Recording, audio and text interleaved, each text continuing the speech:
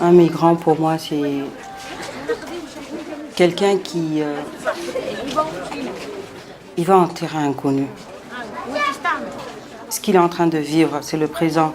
Mais ce vers quoi il part, c'est l'incertitude, il ne sait pas. Donc,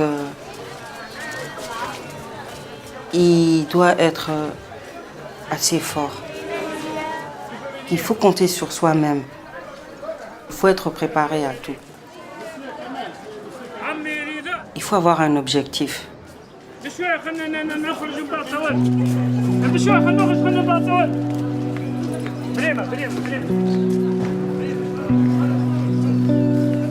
Je me dirais libyenne.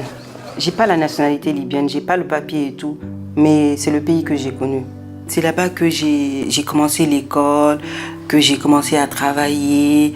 Déjà, aux yeux de mes compatriotes, je suis une étrangère. C'était un soir comme ça, je rentrais du cyber et j'ai vu des voitures à la maison.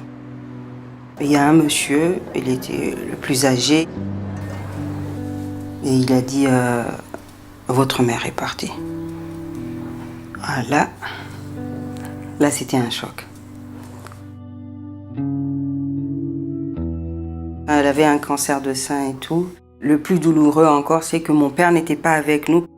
On lui demandait tout le temps comment est-ce qu'il allait, s'il arrive à tenir et tout. Lui, il voulait nous rassurer et nous, on voulait le rassurer aussi. Mais bon.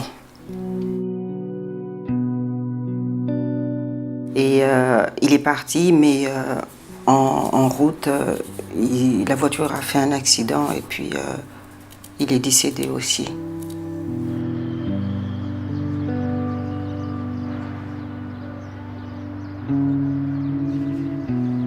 Je me suis dit non, j'arrête de penser à moi et je pense aux autres.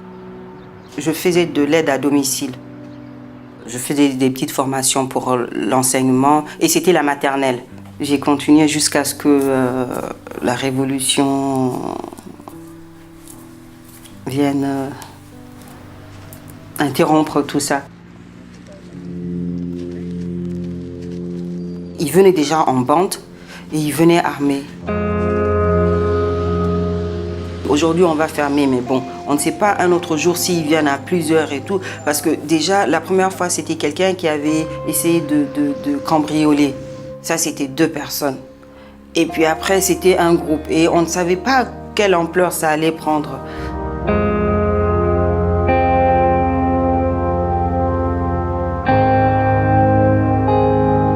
Le jour où j'ai quitté la Libye, c'était trop dur. Je laissais ma sœur et sa petite fille d'1 an. C'était atroce.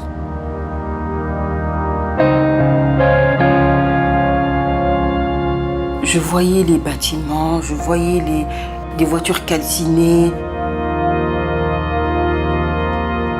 On était dans cette scène sans réaliser quoi. Et maintenant que moi je m'éloigne, je laisse mes proches. Ça c'est...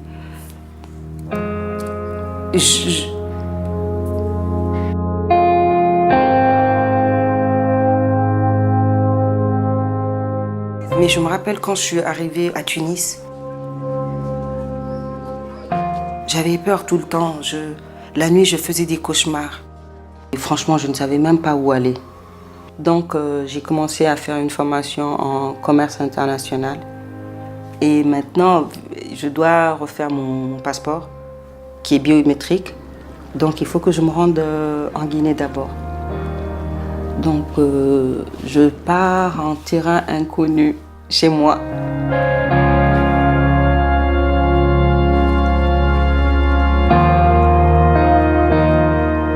Au moins, j'aurai mes papiers, je serai chez moi, j'aurai pas les problèmes de pénalité, j'aurai pas peur de la police. Mais après, je suis chez moi, je fais quoi?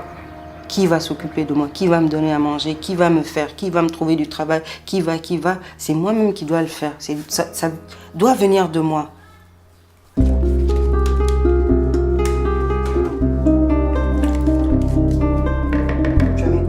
J'adore la cuisine et la pâtisserie. Faire plaisir aux gens en les voyant manger, c'est ce que j'adore. Surtout faire plaisir à mes parents. Ça, j'aimais bien. J'aimais bien. Mais bon.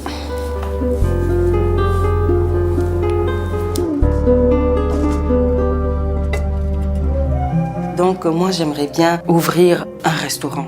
En tout cas, quelque chose dans la gastronomie. Et aussi un complexe ludique.